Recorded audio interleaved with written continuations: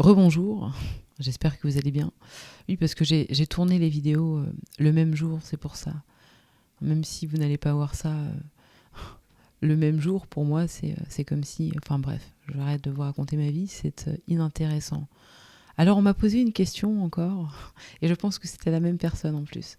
Alors on m'a dit, Yolène, qu'est-ce que tu entends par compassion et résilience ?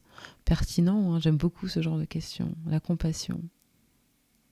C'est quoi la compassion ? Quand je parle de compassion, à quoi est-ce que je fais référence ? La compassion, c'est le fait, ou bien l'habileté, pour moi, à se comprendre soi-même. La compassion arrive parce que on cherche à se comprendre. Vous voyez ? Qu'est-ce qui se passe lorsqu'on cherche à se comprendre ? Lorsqu'on cherche à se comprendre, ça veut dire déjà qu'on prend ses responsabilités, n'est-ce pas ? J'ai envie de mieux savoir ce qui se passe en moi. Donc là, on est dans l'introspection. Lorsqu'on agit comme ça, on est ouvert. Donc on fait appel à la compassion. Okay ? La compassion est une qualité de l'âme. Donc, on cherche en soi cette chose qui va nous permettre d'accepter, voyez, ce qu'on ressent pour mieux comprendre et ne pas se juger. Est-ce que ça va ? Si vous ne comprenez pas, n'hésitez pas à me mettre ou bien à me poser une question parce que c'est important de comprendre ça. La compassion, c'est l'habileté à se comprendre. Parce que lorsqu'on se comprend, eh bien, on ne juge pas. Voyez ? Parce que le jugement arrive toujours parce qu'on ne comprend pas. Oui ou non ? On juge parce qu'on ne comprend pas. Et c'est facile de juger les autres. Mais on juge aussi les autres parce qu'on ne se comprend pas nous-mêmes. Donc, c'est pour ça qu'il faut pouvoir s'ouvrir à soi, mieux se comprendre pour que la compassion arrive.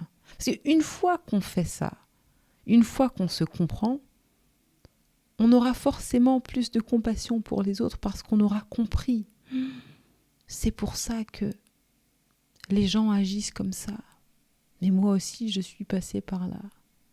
Parce que vous avez cherché à vous comprendre d'abord.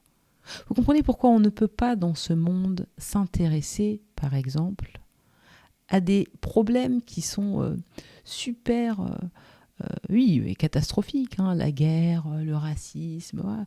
Tout le monde est tout le temps partisan d'une bonne cause. Et peut-être que l'intention est bonne, mais l'intention est faussée si on ne se comprend pas soi-même. Parce que le monde est tout simplement le reflet de notre propre psyché. Et si de manière individuelle, nous ne cherchons pas à mieux nous comprendre, à avoir de l'amour en nous, à avoir de la compassion, il est inutile de s'intéresser au racisme, à la guerre et patati et patata. C'est n'importe quoi. Je veux dire, la charité bien ordonnée commence toujours par soi-même. Voilà. Je m'occupe d'abord de ce qui se passe chez moi. Et ensuite, je fais ce que je peux chez moi. Et j'envoie ces énergies dans le monde. C'est comme ça que ça se passe. Je dois refléter ce que j'aimerais voir, mais je ne vais pas quand même, je ne me lave pas, et je toque chez toi et je te dis, bon, toi, tu dois te laver parce que tu ne sens pas bon. Mais attendez, non, il faut quand même que je puisse me laver d'abord.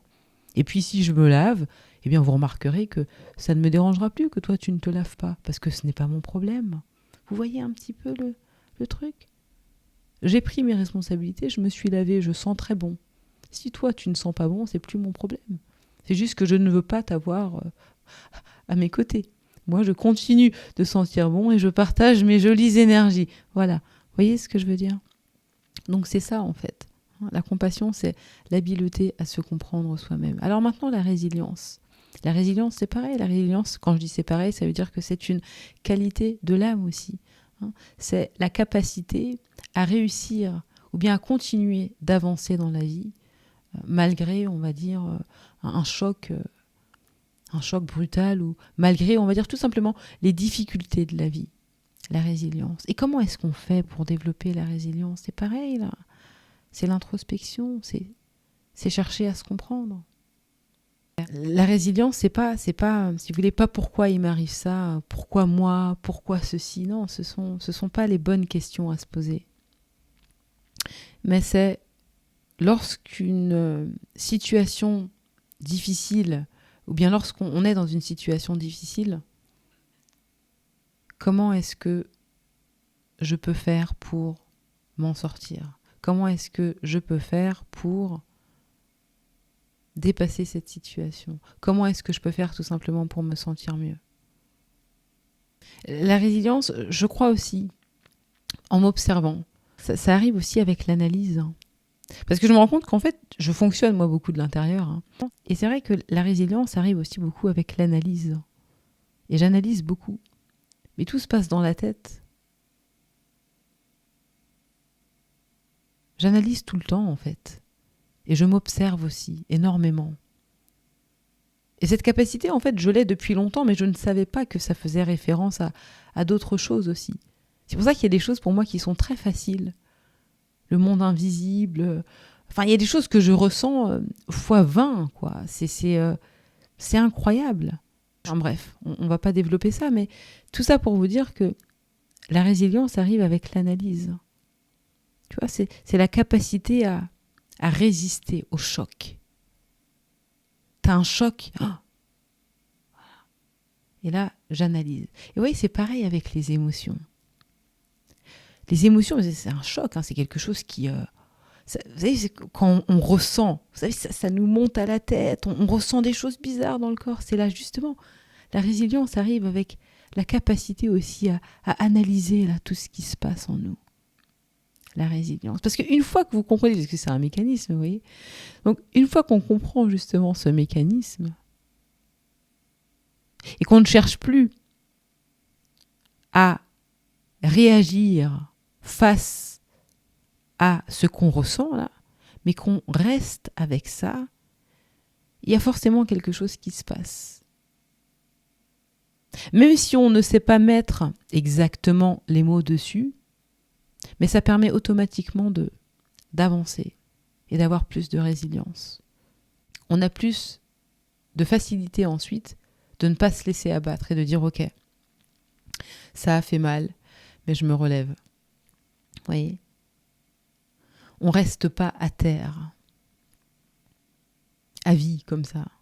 Parce que de toute façon, dans la vie, on va tous se ramasser. On s'est tous soit déjà ramassés, et puis ça va continuer. Mais ce qui fait la différence, c'est toujours le fait de se relever. La résilience est aussi directement liée à ce que nous nous racontons. À ce que nous nous racontons aussi. Donc, la capacité à analyser. Parce que vous remarquerez que lorsque vous vous analysez, vous avez plus d'habileté à vous rendre compte de ce qui se passe là dans votre tête. Qu'est-ce qui s'est passé avant que j'ai eu cette action? Qu'est-ce qui s'est passé avant que... Oui. Et donc, une fois qu'on prend conscience de ça, eh bien, on a la possibilité de dire « Ah, ok, I got you. Je t'ai eu. Je sais maintenant pourquoi est-ce que j'arrête. Je ne me laisse plus déstabiliser par ces pensées négatives. » Et vous remarquerez que souvent, effectivement, ce sont des pensées négatives, des choses qui... voilà. Alors évidemment, c'est de la pratique, tout le temps. Mais la résilience, c'est ça. Vous voyez ? De toute façon, compassion et résilience, ça va ensemble. La compassion est là, j'ai plus de compréhension. Donc forcément, j'ai aussi plus de force pour faire face au choc. Mais moins j'ai de compassion, moins je peux faire face au choc. Pourquoi ? Eh bien parce que je ne comprends rien. La connaissance n'est pas là. Vous voyez comment est-ce qu'on travaille sur son esprit pour gagner en lumière ? Mais c'est toujours une question d'analyse. Vous voyez ? Mais ça, c'est l'analyse de soi. Hein. On est tourné vers l'intérieur, hein. On n'est pas tourné vers l'extérieur. C'est ça qui amène la compassion et la résilience. La compassion et la résilience. D'ailleurs, toutes les vertus font toujours référence à l'intérieur. Toutes les vertus ne peuvent jamais, ou bien ne seront jamais acquises en s'intéressant au monde extérieur. C'est pas possible. C'est impossible. Le courage, la beauté. Oui, la beauté est une vertu. L'harmonie. Oh là là. Harmonie. Mais ce mot, moi, de la tête aux pieds. Hein. Harmonie. Je sais pas, quand j'entends harmonie, je pense à la musique classique, Mozart. Il y a plein de choses qui sont... Enfin, bref. L'intégrité. Et évidemment, l'intégrité. La résilience, la compassion. Oh là là. Tout ça, et puis il y en a encore plein d'autres. Hein. L'honnêteté. Tout ça sont des qualités de l'âme. Et si on veut développer ces choses, et by the way, oh là là, je suis inspirée, attention. N'est-ce pas ce que notre ami Léonard de Vinci avait peint avec la Seine ? Oui. Vous savez que les 12 apôtres font référence justement aux qualités de l'âme. Vous voyez, ça m'a été assez dingue, ça. Ah là là, génial. Ah oui, c'est ça. C'est ça, les amis. Tout ça pour vous dire que toutes les qualités, toutes les vertus, ou bien tout ce qu'on appelle vertus, font référence à l'âme. Et pour les développer, il n'y a qu'une solution. Hein. Ah oui, oui. Le voyage intérieur, comme d'habitude. Oh, moi, j'adore ce monde-là. Le voyage intérieur, l'introspection. Ouais.